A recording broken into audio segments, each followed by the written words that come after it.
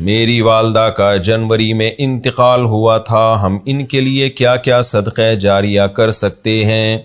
نیز کیا ان کو کچھ پڑھ کر بخش سکتے ہیں؟ یہ کہاں تک صحیح ہے اور کیا اس کا ثواب میت کو پہنچتا ہے؟ مسز عمر ریاض سے۔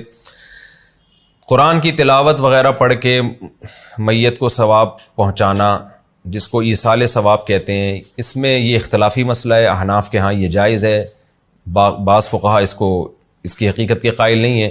تو انسان کو ایک فقہ کو فالو کرنا چاہیے اور دوسرے فقہا کا بھی احترام کرنا چاہیے۔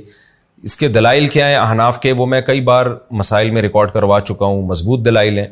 لیکن اتنی بات تو بہرحال ثابت ہے کہ اتفاقی چیز کیا ہے، وہ یہ ہے کہ پیسوں کا صدقہ کیا جائے۔ اس میں تمام فقہا کا اتفاق ہے کہ اس کا ثواب میت کو، جو بھی یعنی معتد بھی فقہا ہیں جو ان کا اتفاق ہے کہ اگر آپ پیسے صدقہ کرتے ہیں یا کوئی کنواں کھدوا دیتے ہیں یا کوئی اور صدقہ جاریہ کا انتظام کرتے ہیں تو اس کا ثواب تو بہرحال یقینی پہنچے۔